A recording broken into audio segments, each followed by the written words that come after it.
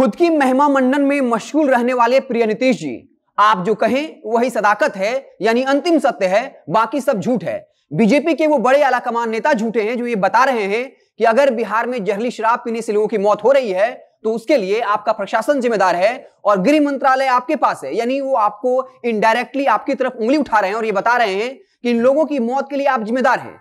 इन पार्टियों के अलावा अगर कहें तो हाईकोर्ट और सुप्रीम कोर्ट भी गलत है। लगातार सुप्रीम कोर्ट ये बता रही है कि कैसे आपकी शराबबंदी ने बिहार को बर्बादी के कगार पर ढकेल दिया है, और अब हाईकोर्ट ने एक बार फिर से तल्ख टिप्पणी की है और आपसे कुछ सख्त सवाल पूछे हैं। क्या आप इन पर भी कोई कार्रवाई करेंगे? हाईकोर्ट ने आपसे पूछा है कि क्या शराब माफिया और पुलिस के बीच मिलीभगत है, और अगर हाईकोर्ट ये सवाल पूछती है तो वो उंगली आपके तरफ उठती है क्योंकि गृह मंत्रालय आपके पास है। और जब ये हाईकोर्ट पूछ रही है आपसे कि क्या शराब माफिया और पुलिस मिले हुए हैं, तो ये पूछ रहे हैं कि क्या शराब माफिया और आप मिले हुए हैं। फिर वो ये पूछ रहे हैं कि अब तक राज्य में कितने बड़े शराब माफिया पकड़े गए। वो ये पूछ रहे हैं कि पकड़े गए माफिया के खिलाफ जो कार्रवाई है वो किस दिशा की तरफ बढ़ रही है। अगला सवाल ये भी पूछा गया कि बिहार में क्या व्यापारिक नेटवर्क के जरिए शराब का अवैध व्यापार हो रहा है, और हाईकोर्ट ने इसको लेकर चिंता जाहिर की है कि बिहार में आपकी पुलिस जो है वो गरीबों को फंसा रही है, लेकिन जो बड़े शराब माफिया हैं वो अब भी प्रशासन के चंगुल से बाहर हैं। गृह मंत्रालय आपके पास है, तो सीधा सवाल आपसे पूछा जा रहा है। आपको बता दें कि हाईकोर्ट ने अपना दर्द सुप्रीम कोर्ट में बयां किया था और यह कहा था कि शराबबंदी की वजह से हाई कोर्ट पर अतिरिक्त प्रेशर पड़ा है। हजारों जो है जमानत याचिका उनके सामने आ पड़ी है और उसका निष्पादन नहीं हो रहा है।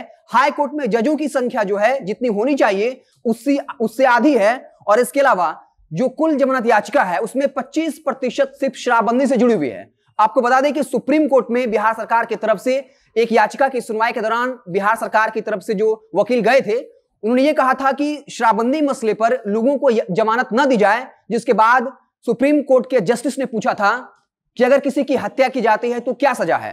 तब वकील साहब के द्वारा कहा गया कि उसके लिए फांसी या आजीवन कारावास की सजा दी जाती है। तब सुप्रीम कोर्ट ने पूछा था कि क्या उन्हें जमानत मिलती है, तब कहा गया हाँ। तो कहा कि अगर हत्या के मामले में अगर लोगों को जमानत मिलती है तो फिर आप शराबबंदी के मसले पर किसी को जमानत लेने से कैसे रोक सकते हैं। आपको बता दें कि पुलिस प्रशासन कैसे बड़ों को बचाती है और जो गरीब है उनको फंसाती है। हम बाकायदा इसके बारे में एक बार जिक्र भी कर चुके हैं कि आईपीसी या फिर सीआरपीसी की धारा के तहत अगर एक तय सीमा पर पुलिस चार्जशीट दायर नहीं करती है तब जो कोर्ट है उसे संदेह के आधार पर जमानत दे देती है। यानी साफ है कि पुलिस अगर जिस बड़े माफिया को बचाना चाहेगी या जो बड़े पद पे बैठे लोग हैं जिनकी पकड़ सत्ता तक है, जिनकी पहुंच सत्ता तक है, तो दरोगा साहब जो होता है, थानेदार होते हैं या आईओ कह लीजिए, जो इन्वेस्टिगेटिंग ऑफिसर होता है, वो तय समय पर वो तमाम सबूत नहीं मुहैया कराता है।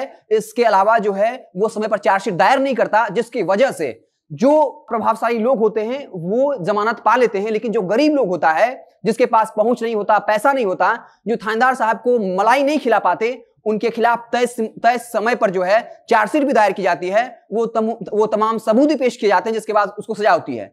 और इसके लिए सबसे बेहतरीन उदाहरण है गोपालगंज का खजुरबानी जहरीली शराब हत्याकांड, जिसका बार बार जिक्र हालिया दिनों में ललन सिंह ने किया था। नीतीश कुमार खुद जब समाज सुधार अभियान के तहत अलग अलग जगहों पर जाकर अपना महिमा मंडन कर रहे थे, तब वो कह रहे थे कि देखा ना, गोपालगंज में जहरीली शराब पीने से जो पकड़े गए उनमें से 9 लोगों को हमने फांसी की सजा दिलवाई और 4 महिला थी तो बख्श दिया और उनको उम्र कैद की सजा दिलाई।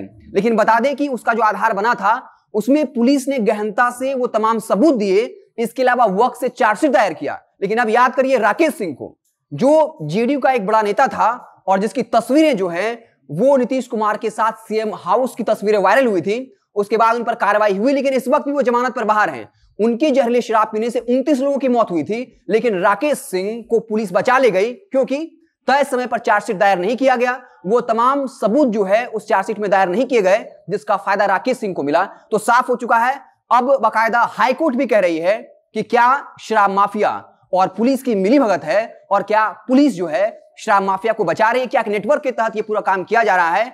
और पुलिस पर सवाल उठाने का मतलब है आप पर सवाल उठाना, क्योंकि गृह मंत्रालय आपके पास है। अगर आप इस बात का श्रेय लेते हैं कि आप जब बिहार में आए तो आपने बिहार को महाजंगल राज से बाहर किया, तो ये जिम्मेदारी भी आप पर है कि आप शराबबंदी के नाम पर गरीबों मजलूमों को फंसा रहे हैं और जो प्रभावशाली लोग हैं उसको बचा रहे हैं, और इसके जरिए लाखों करोड़ों का पैरेलल इकोनॉमी खड़ा हुआ है और इसमें आपकी पार्टी के नेताओं का हिस्सा भी होगा।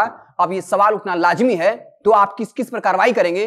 क्या आप हाई कोर्ट और सुप्रीम कोर्ट पर कार्रवाई करेंगे? सुप्रीम कोर्ट ने बाकायदा जब वो लेक्चर दे रहे थे लॉ के विद्यार्थियों के बीच में, तब ये कहा गया, आपका उदाहरण दिया गया कि बिहार में शराबबंदी का जो फैसला लिया गया था वो अदूरदर्शी फैसला था, यानी बिना सोच समझ कर लिया गया फैसला। यानी सोच लीजिए, आपके शराबबंदी फैसले को आने वाले भविष्य में भी लॉ स्टूडेंट को यह पढ़ाया जाएगा कि आपकी सनक ने और आप अपनी हनों को पूरा करने के लिए कैसे गलत फैसला लिया अपने वोट बैंक के लिए और बिहार को बर्बादी की तरफ धकेल दिया।